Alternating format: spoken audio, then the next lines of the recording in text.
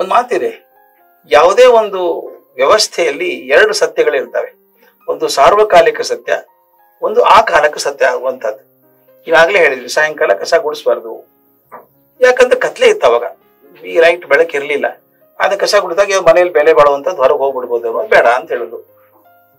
ಶುಕ್ರವಾರ ದಿವಸ ಮಾಡ್ಬೇಡ, ಶುಕ್ರ ಲಕ್ಷ್ಮೀ ಪೂಜೆ ಮಾಡಿರೋರು ಮನೆಯಲ್ಲಿ, ಅದು ಯಾವುದೋ ಒಂದು ಆಭರಣ ಇಟ್ಟಿರ್ಬೋದು, ಅದು ಹೋಗ್ಬಿಡ್ಬೋದು, ಬೇಡ ಅಂತ ಹೇಳೋದಾಗಿ ಮಾಡ್ಕೊಂಡಿದ್ದಾರೆ. ಆ ತಾತ್ಕಾಲಿಕ ಸತ್ಯಗಳನ್ನ ನಾನು ಹಿಡ್ಕೊಂಡ್ಬಿಡ್ತೇನೆ, ಸಾರ್ವಕಾಲಿಕ ಸತ್ಯಗಳನ್ನ ಬಿಟ್ಟು ಬಿಡ್ತೇನೆ. ಅಲ್ಲೇ ತಗ್ಸ್ ಬಂದಿರೋದು ಈ ಮೂಢನಂಬಿಕೆ ಅಂತ ಬಂದಿರೋದು ಯಾದಕ್ಕೆ? ಆ ತಾತ್ಕಾಲಿಕ ಸತ್ಯಗಳನ್ನ ಹಿಡ್ಕೊಂಡು ಕೂತಿದೀವಿ ನಾವೀಗ. ಒಂದು ಮಾತನ್ನು ಹೇಳ್ಬೇಕು, ನಾನು ಎಲ್ಲ ಕಡೆ ಹೇಳಿದ್ದೀನಿ ಅದನ್ನ. ಮಾಸ್ತಿ ಅವರು ಹೇಳಿದ್ದು ನನಗೆ, ಪ್ರತಿಯೊಂದು ಧರ್ಮದಲ್ಲಿ ಎರಡು ಭಾಗ ಇದ್ದಾವೆ, ತತ್ವ ಮತ್ತು ಆಚಾರ ಅಂತ. ತತ್ವ ಬಿಟ್ಬಿಟ್ಟಿದೀವಿ, ಆಚಾರ ಹಿಡ್ಕೊಂಡಿದೀವಿ. ಅವ್ರೊಂದು ಘಟನೆ ಹೇಳ್ತಾರೆ, ಅವ್ರಿಗೆ ಆದದ್ದು ನಾನು ಹೇಳಿದ್ದವ್ರು. ಒಂದು ಅನುಭವ ನನಗೆ ಸಾಹಿತ್ಯ ಪರಿಷತ್ ಮುಂದೆ ಆದದ್ದು. ಯಾವುದೋ ಕಾರ್ಯಕ್ರಮಕ್ಕೆ ಹೋಗ್ತಾ ಇದ್ದೆ ನಾನು, ಸೈಕಲ್ ಮೇಲೆ ಹೋಗ್ಬೇಕು, ರಾಜಾಜಿನಗರದಿಂದ ಅಲ್ಲಿ ಸೈಕಲ್ ಮೇಲೆ ಹೋಗ್ಬೇಕು. ನನ್ನ ಗಾಡಿ ಇರಲಿಲ್ಲ, ಸೈಕಲ್ ಇರಲಿಲ್ಲ. ನನ್ನ ಗೆಳೆಯನ ಸೈಕಲ್ ತೊಗೊಂಡು ಹೋಗ್ಬಿಟ್ಟೆ. ಅವಾಗೆಲ್ಲ ಸೈಕಲ್ಗೆ ದೀಪದ ಬುಡ್ಡಿ ಹಾಕ್ತಾ ಇದ್ವಿ, ಸೀಮೆ ಎಣ್ಣೆ ಬುಡ್ಡಿ ಹಾಕ್ಬೇಕು, ದೀಪ ಹಚ್ಬೇಕು. ಅದ್ರ ಬೆಳಕೇನು ಕಾಣಿಸ್ತಿಲ್ಲ, ಪೊಲೀಸ್ ಹಿಡಿಯಲ್ಲ ಅಂತ ಹಾಕ್ಬೇಕು ಅಷ್ಟೇನೆ.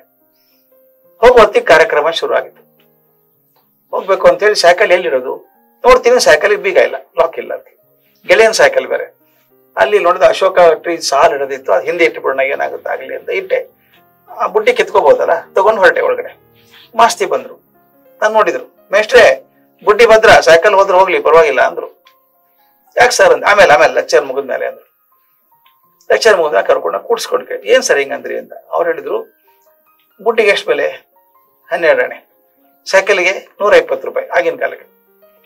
ಬುಡ್ಡಿ ಹಿಡ್ಕೊಂಡು ಹೊರಟಿದ್ದೀರಿ, ಸೈಕಲ್ ಕೀಲಿಲ್ಲ. ಅದು ಮುಖ್ಯ ಅಲ್ವಾ ನಿಮಗೆ ಬುಡ್ಡಿಕ್ಕಿಂತ? ಎಲ್ಲಾರು ಮಾಡೋದು ಹೀಗೆ. ನನ್ನ ತಮ್ಮದೇ ಹೇಳಿದ್ರು, ತಾವು ರೆವಿನ್ಯೂ ಕಮಿಷನರ್ ಆಗಿದ್ರಂತೆ, ಇಲ್ಲಿಂದ ಮೈಸೂರಿಗೆ ಹೋಗ್ತಾರೆ ಟ್ರೈನ್ ನಲ್ಲಿ ಹೋಗ್ತಿದ್ರಂತೆ. 3 ಕಂಪಾರ್ಟ್ಮೆಂಟ್ ಟ್ರೈನ್ ಇವ್ರಿಗೋಸ್ಕರ, ಮುಂದಿನ ಕಂಪಾರ್ಟ್ಮೆಂಟ್ ಆಫೀಸರ್ಸು, ಹಿಂದಿಂದ ಇವ್ರ ಪರಿವಾರದವರಿದ್ರೆ, ನಡುವಿಂದ ಮೀಟಿಂಗ್ ಪ್ಲೇಸ್.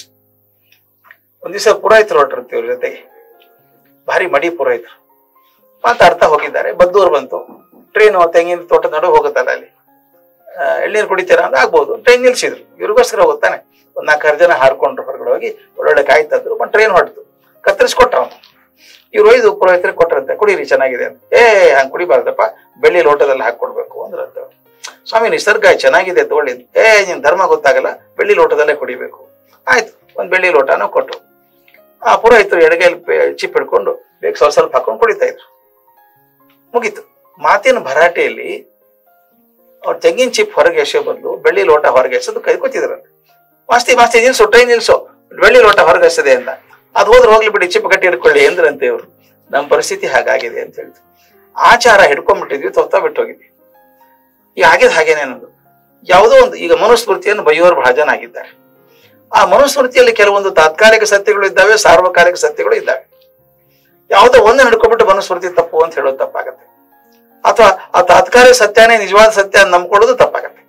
ಈಗ ನಾವು ದೊಡ್ಡವರಿದ್ದವರು, ತಿಳುವಳಿಕೆ ಇದ್ದವರು ಕೂತ್ಕೊಂಡು ಇದರಲ್ಲಿ ತಾತ್ಕಾಲಿಕ ಸತ್ಯ ಯಾವುದು, ಸಾರ್ವಕಾಲಿಕ ಸತ್ಯ ಯಾವುದು ಹಿಡ್ಕೊಂಡು ಮಕ್ಕಳಿಗೆ ಕಲಿಸ್ಬೇಕು. ನೋಡಪ್ಪ, ಇದು ಯಾವ ಕಾಲಕ್ಕೂ ಸಲ್ಲುವಂತದ್ದು, ಇದು ಆ ಕಾಲಕ್ಕೆ ಬಿಡ್ಬೇಕಾದ್ರು.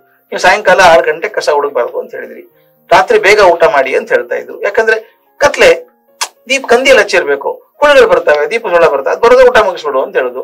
ಇವೆಲ್ಲ ತಾತ್ಕಾಲಿಕ ಸತ್ಯಗಳು. ಇವತ್ತು ಜಗ ಲೈಟ್ ಇದ್ದಾಗ ನೀವು ಯಾವಾಗ ಮಾಡಿದ್ರು ತೊಂದರೆ ಇಲ್ಲ.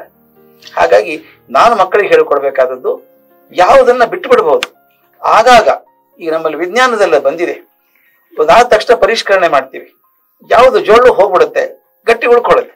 ಹಾಗೆ ನಾವು ಕೂಡ ಕಾಲಕ್ಕೆ ಒಂದು 50 ವರ್ಷಕ್ಕೊಂದ್ಸಲ ಯಾವುದು ಜೋಳ ಆಯ್ತು ಬಿಡಬೇಕು, ಯಾವ್ದು ಗಟ್ಟಿ ಹಿಡ್ಕೋಬೇಕು.